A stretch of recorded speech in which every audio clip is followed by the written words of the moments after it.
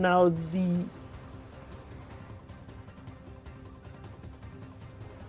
so we have this. Then what I'd like to do is for chunks here, have this get position. I think we are gonna want to rename that. So factor rename get relative position. So that gets a relative position relative to some center chunk, because I also want to be able to actually get the position or the chunk position of this. So we're going to call that get chunk position, and that's just going to be normal dumb position as an integer vector. We are going to return the x, y, and z coordinates of that. Keyboards, not my best friend in the world.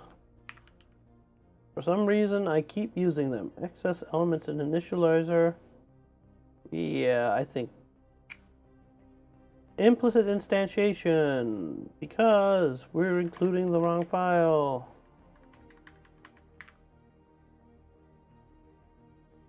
So we need glm vec3.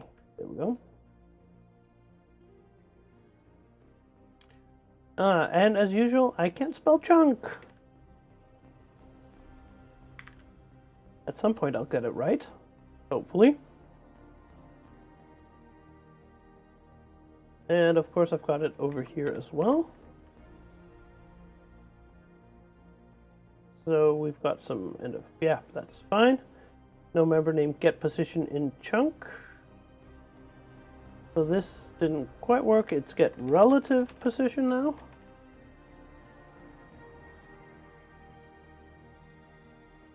And we're compiling and linking, so that's a good sign. I don't want to run this code because it's yeah, I think we'll have to introduce a character called Chuck at some point.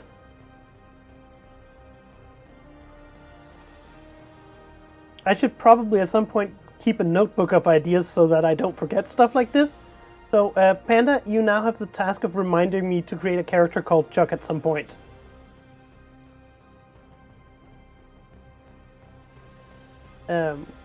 We were in the world class.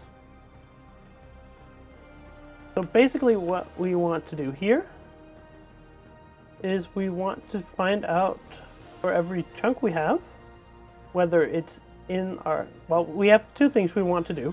First of all, we want to find out what chunks we need to remove because we're no longer need to render them. And then we also need to figure out which chunks we're missing in our list so that we can add them. I think second thing is probably most important because we can actually test that, because it's kind of hard to test that you're removing stuff if you don't have anything to remove from. So what we need to do is we have a vector of chunks at the moment.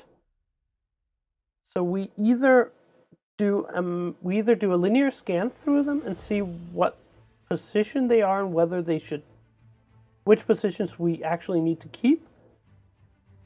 Okay, so what we do, we start by assuming that we need to add every single vector.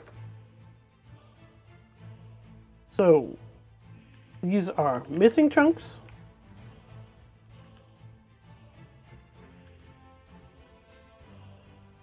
So we have a set of missing chunks. So what we're going to do is we are going to go through every chunk, or rather every position. So that's a chunk position. For every chunk position in our view sphere, we are going to add a missing chunk.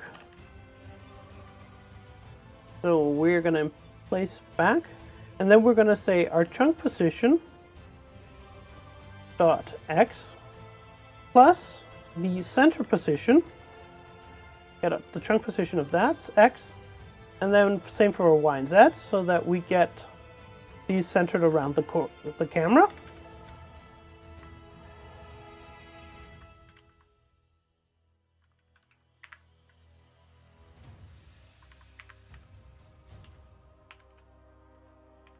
now we have a list of all the chunks we'd like to have around the player. So what we are then going to do is we are going to go through every single chunk in our current chunk list. For every single chunk in our current chunk list. So we have our chunks here. We are going to want to go and see if that chunk is in our missing chunks or not. So what we want to do then is we are going to go through the missing chunks. We're going to call, oh, there's no find on missing chunks. That makes me a little bit sad. Reference manual time. We have a vector. There is no find on vector because that would be too easy. What we'd like to do is we'd like to use something like set here, which has a find. Because if we can do that, we can do this nice and efficiently. But this requires that we have a comparator for this. And I'm not sure that there's a reasonable comparator we can... Well, there is a reasonable comparator we can set up. But I'm probably not going to want to use it as standard less because that would be not ideal, I think. Question is, of course, maybe there is a hash overload so we can use unordered set. Because that just needs a hash function and an equality, and equality is very meaningful for vectors. Well, there's basically only one way to find out, so let's try and see if our view sphere becomes a set instead. And I actually remember to import or include set. So include set here. See if that works. Well, there's nothing called in place back, but I can live with that because it's called in place instead.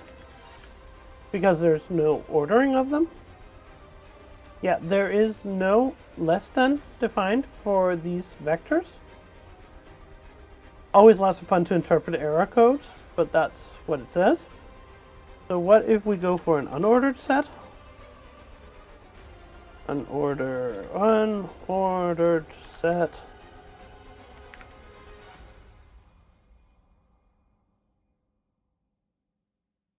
There is no hash function for a vector. So that would have been nice to have.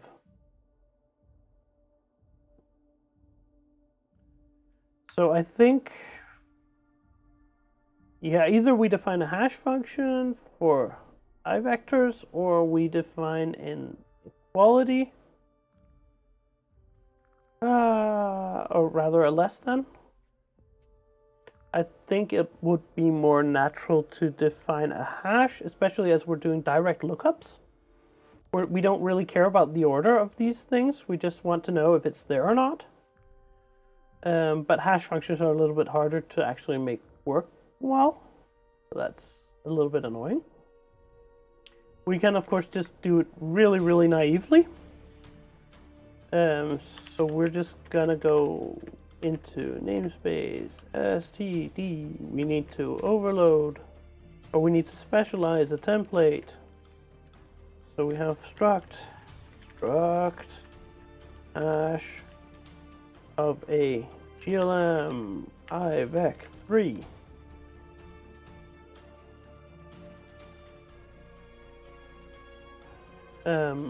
So just make sure that we got that right.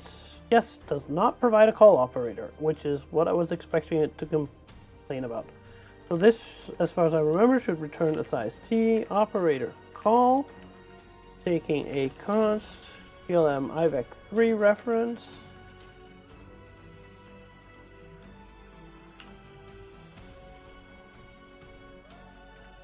Semicolon. Let's see what happens.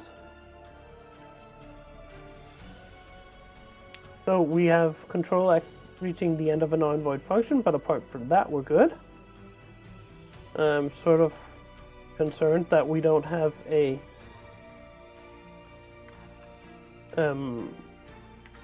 so again, we're going to have for our missing chunks, we're going to do the same with an unordered set here. We're going to place back these, and then for every chunk, we are going to ask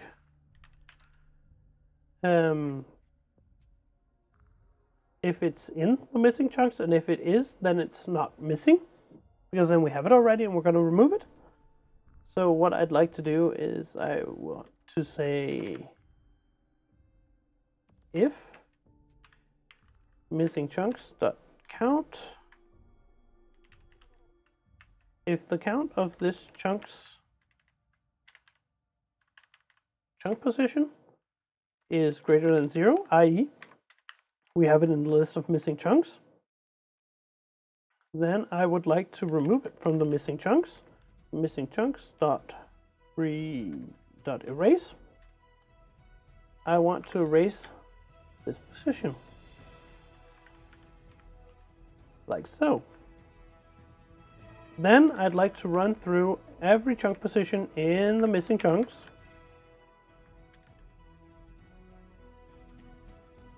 Actually, what we want to do, because we want to sort of rate limit the number of it, what we want to do is we just want to say, okay, if we have a missing chunk,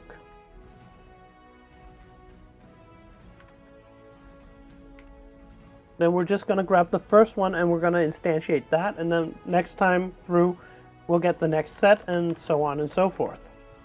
At least that's the idea here. And at the very end I want to return the current chunks.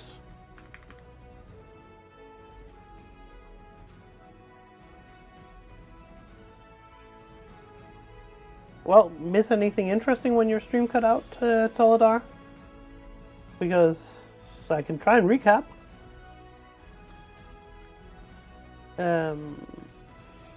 Okay, yeah, if we have more than one missing chunk, we're just going to grab the first one. And we're going to create a chunk based on that. So what we want to do is we want to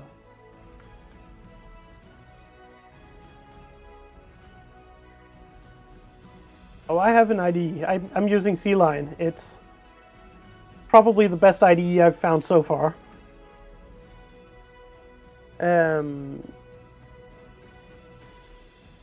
I was thinking for a moment and then I lost it. Oh yeah, what we want to do is we want to grab a chunk position, just the first one. And we are going to do that by taking our missing chunks, take the first one, and then we are going to dereference that. That should give us a position. Then our chunks, we are going to emplace one chunk, and a chunk constructor, here it is, takes an X, Y, and Z coordinates. So what we want to do is we want to take our chunk position dot X, our chunk position dot Y, and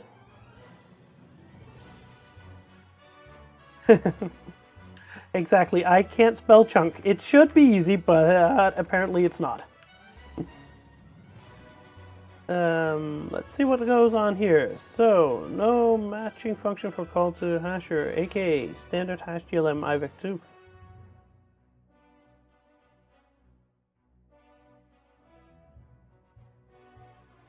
I'm slightly sad about this. Oh, yeah. So this apparently needs to be a constant operator, call operator. And hopefully we'll... I'm still really worried about the fact that we're not erroring out on this not being defined. But of course we're not, because this never gets called anywhere.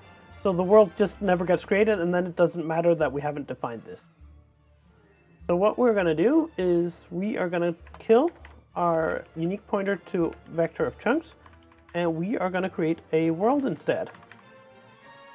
So we're going to have a unique pointer to our world. And yes, we are going to have to include that. And then down here, instead of creating our chunk list, we create our world, standard make unique, world. So we create a world. And up here, we don't need all of this stuff again. That's my favorite thing, is removing stuff. Can't really reserve the size of the render list anymore. Actually, yes, I can, because what I should do is I should grab a standard, const auto reference. So our chunk list is now going to be our grab our world, get close chunks, based on our camera. And I'm actually ticking the camera later. I would probably want to tick the camera earlier so that we get the motion done. So we're going to grab the cameras. We're going to have the camera, and we're going to get position from that. Get the close frames to that, and then we're going to go dot instead here because it's no longer a pointer, it's just a reference. And then we reserve that space in the render list, and we create renderers for every chunk. So that is nice. So now I'm getting an unresolved symbol that we don't have that standard hash function implemented yet. And we're probably just going to implement it really, really naively, because I can't be bothered. This is assuming I can find it. Here we go. So over here, I would like to do standard hash of a GLM vec3, IVEC3 operator, that thing. So this thing here, and I think I need to declare it's a template like that. What we are going to do is we are simply going to XOR the 3 coordinates together and hope that's not too bad. See you later, Magic, or Panda, or what you prefer. Enjoy your dinner. So we get a vector in here. So we're going to take vector X coordinate, vector Y coordinate, and vector Z coordinate. XOR those together. No template, no function template matches function template specialization. Okay, this is always where it gets a little bit interesting.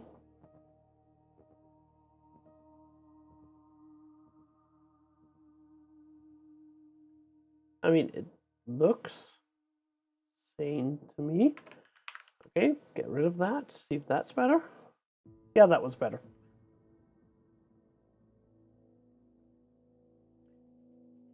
So now we've got that running.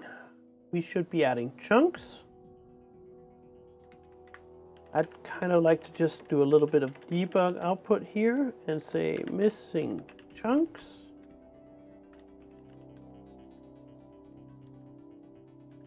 Missing chunks dot size,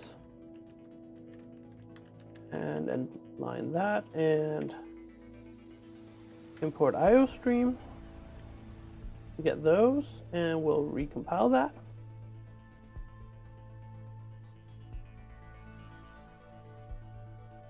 And we're going to switch over and give it a go. So if we just quickly reload here, so we should now be generating chunks somewhere, hopefully. Not that I'm really seeing a lot. Most of these chunks seem... Oh, yeah, I'm failing here because once we've gotten our chunks in place, we need to generate the contents of the chunk. So what I need to do is I need to go chunks, grab the last one we've just inserted here, and ask it to generate as well. Otherwise, we don't get any contents and they're just empty, and that's no fun. I like being able to look at stuff as well. Oh, forgot to switch over. So what we just did was take the last chunk that we've just inserted here and ask it to generate. So now we're going to switch back, and I can see that we're running out of memory again. So we are going to just quickly correct that again. So if we go into our compile here, we are going to correct this number here. And again, Google is my favorite calculator, but I think we're going to go for asking it to reserve. We're going to go for the full gigabyte of RAM again.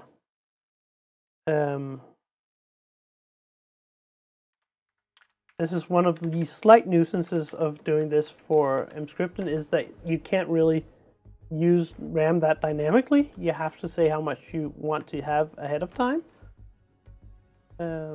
My plans with the game, well, outcompete Minecraft would sort of be the long. No, I don't think I have any sort of final plans yet. It's just going towards sort of, well, it's kind of re-implement Minecraft, but in C++, so hopefully a little bit more performance. I kind of want to catch her.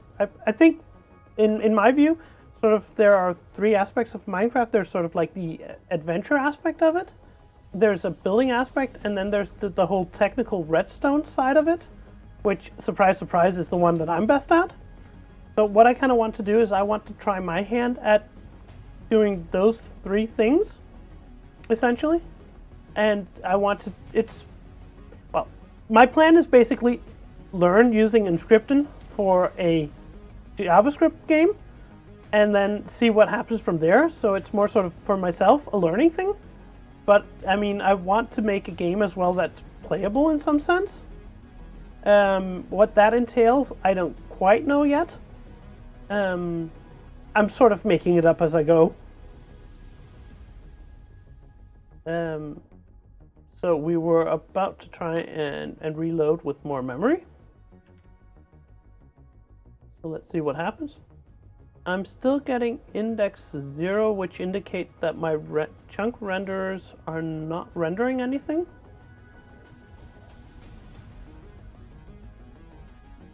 So that's a little bit weird. Let's try and switch back. I mean, we're outputting chunks. That's a good thing. So what I'd like to see is what the new chunk is, what X, Y, and Z coordinates it has, because we might be generating chunks in really, really awful places. You never know. That we might not be able to see. That wouldn't be the first time today that we've done that. It probably won't be the last time ever that we do that, so we'll see what happens. So we're going to try and output the coordinates of the chunks we're generating.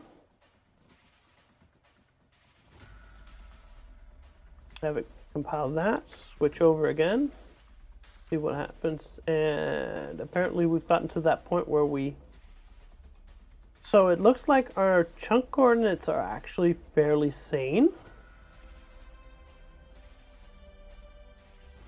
which is almost surprising. I think what we're going to do, just to sort of speed stuff up, is that we're going to lower the render radius around the player, just 3. That way we should be able to get through stuff a little bit faster. So that means that this radius that we've declared in our world is just going to be 3 instead of 8. One thing we could do to just sort of speed stuff up a little bit is to have our chunk list here. We're just going to reserve some space in it. We're going to reserve basically the radius, this little bit of math again, radius times 2 plus 1, and then cube that. The idea being that that way we can reserve a chunk of memory that's big enough to contain all the chunks we should ever have, and we don't need to do weird reallocations, which I think is kind of what is causing the program to slow down every once in a while right now. We discovered earlier that doing large memory copies in Emscripten is a bad idea. So we have some missing chunks.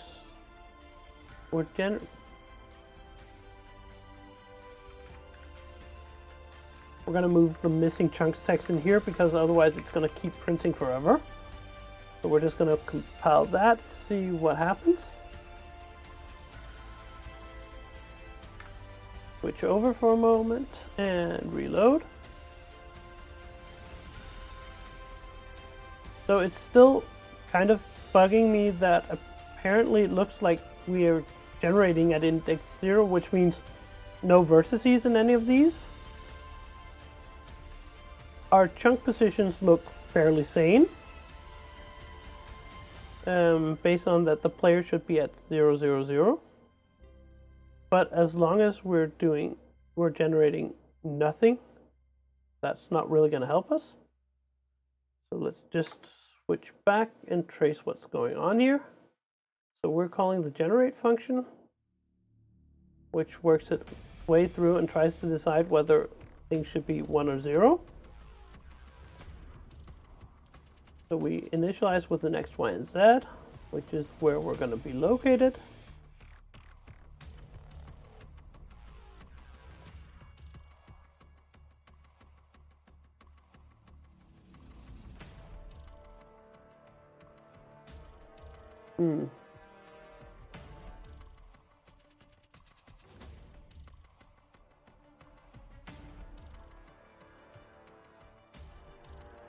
So what's going on here?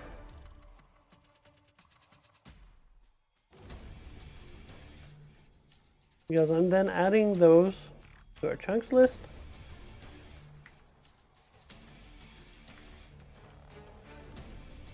So we're going to go loaded chunks. Would be the size of our chunk list. Just to make sure that things are actually being added as I expect them to be. Yeah. Can't run it from the IDE.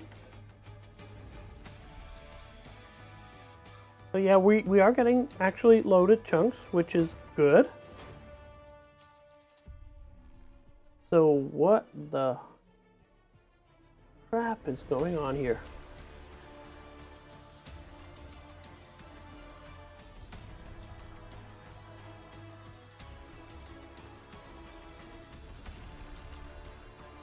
Oh, wait, I'm doing illegal code here. End is not the last one, it's the one past the end. So what I want to do is I want to grab the reverse begin and generate that one. This will hopefully help. Let's try that again. Reload.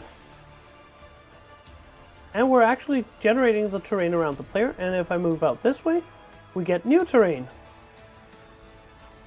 So now, in principle, we should be able to generate infinite terrain in all directions, which is kind of cool. Both up and down.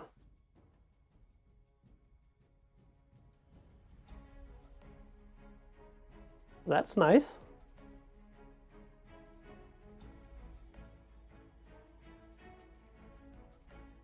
I mean, it's not like we're rendering massively far away from the player at the moment, but it works.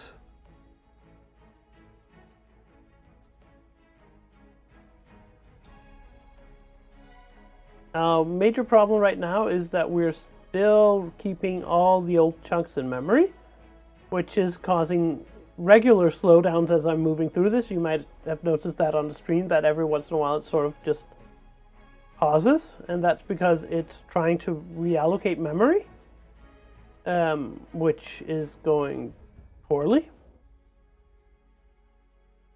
So we are going to try and see if we can't improve upon that.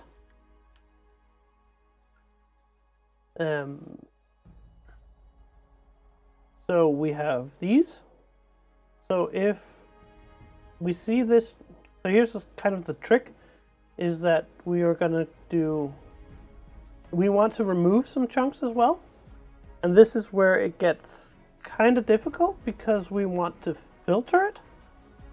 Luckily, the C++ standard library has a little bit of a trick we can use. Because there is an algorithm somewhere down here that's called remove if. So it takes iterators over the container and it removes it if it has a specific value. Or alternately, we can do what's called a unary predicate, which is just a function which says, should I remove this or not?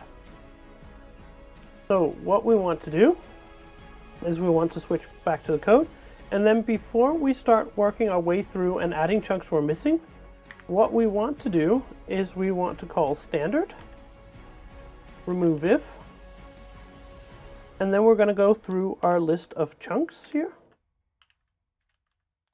starting with the first one, ending with the last one, and we're going to install a predicate. And we're going to do this using a C++, I guess 11 lambda function, so that we can just write sort of an inline function that we're going to use.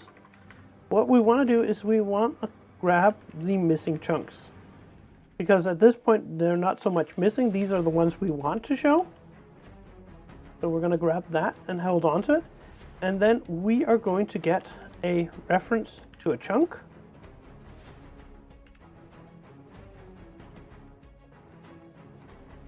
And we want to tell if it's going to be removed or not.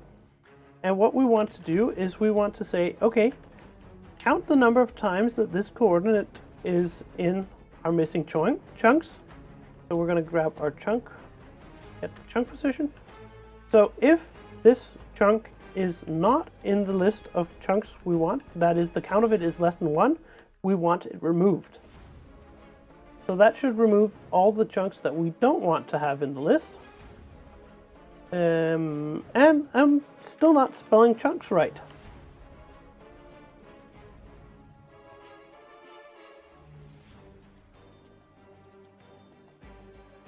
So we're going to try that again. See how performance is this time around. See if everything works. So we get the initial stuff loaded in. So not only... Whoa.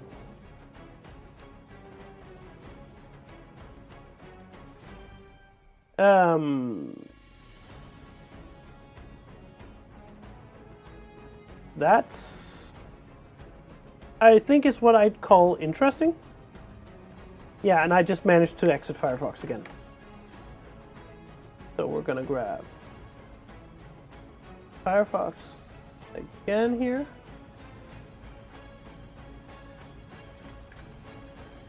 Grab that.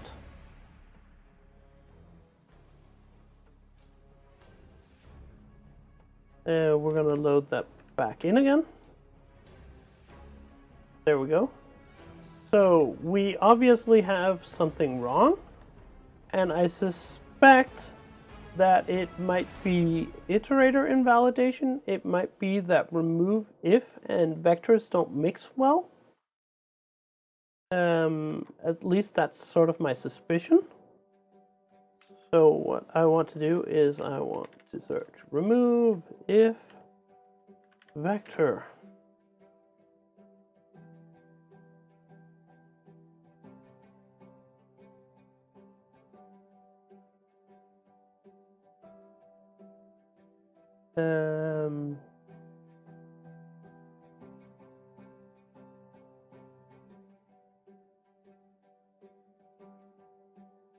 That looks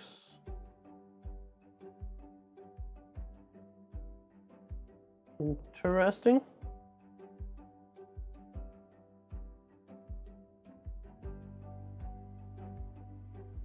So I'm kind of guessing what's going on here. Not entirely sure. There's two possible issues. One thing is that when we're removing stuff that our remove if is actually not working on vectors, though I think it does. I don't think that's the issue. But when we're calling in a chunk renderer, let me see if I can find it. In our GLES renderer, we have a create chunk renderer, which tries to use the address of a given chunk to find the chunk renderer for that, which is kind of wrong. And it also actually means that we're keeping chunk renderers around for chunks that don't exist anymore. So that was something we are also going to want to do something about, I guess. Probably have a maximum number of chunk renderers because it might be nice to keep them around if we're moving backwards and forwards a lot. But generally, we probably want to get rid of them at some point. So what we should probably do, rather than using the address of the chunk, we could use the chunk position instead. So get the chunk position here instead, which of course means that this unordered map doesn't work on a chunk, but it's also going to be a GLM IVEC 3. IVEC 3, which maps to the chunk renderer for that chunk. And that, of course, means that this hash function that we wrote a moment ago for the world here, we need to sort of make that a little bit more global. So what we're going to do is we're going to create a C++ header file called hashes. And yes, I want that in Git. Now, where did I put it? Here. This thing. We are going to move over here. Like this. And we need to include glm /vec3. And this is absolutely horrible indentation. And then rather than having it defined here, I want to include the hashes.h from over here. And the same goes for our GLES renderer. Needs to know about those hashes as well.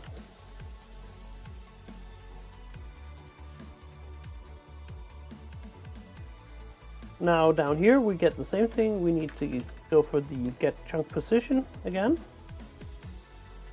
Here, and I think that should do it. So now we're binding not to the address of the... Yeah, I learn a lot on the fly. I hit a problem, I look it up. If you look at some of the earlier videos, there will be times where I'm using like half an hour to an hour trying to figure out what's going wrong with something. Sometimes I find the easiest way to do stuff is guess how it should work and then just try it out and see what happens.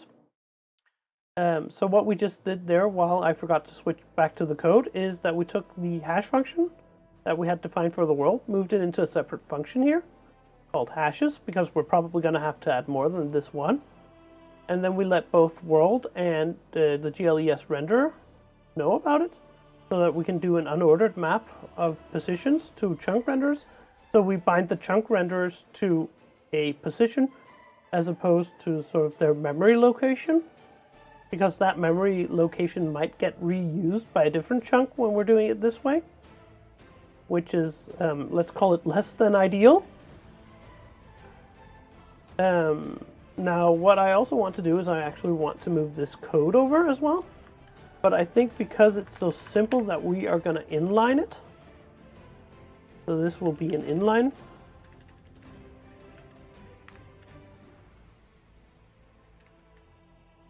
That way, ideally, it should just sort of insert the code for that rather than call a function. So let's try and compile that. Seems to compile fine, and it links. So we are going to give that another go. Reload this. And because of the pointer lock, I can't use F5, which is starting to get to me. So let's see what happens when we move around. We get the same really interesting effect here.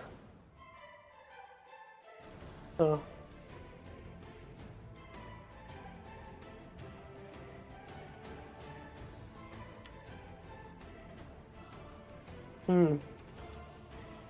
I think I'm going to use a little bit of time trying to figure this one out because there's nothing obvious. And as we've been going for about 2.5 hours, I think now is a good time to take a quick little break. So we're going to take a break until 8 o'clock, and then we're going to come back and we're going to try and see if we can't figure this one out. And that'll probably be it for today. But we're going to take a quick little break.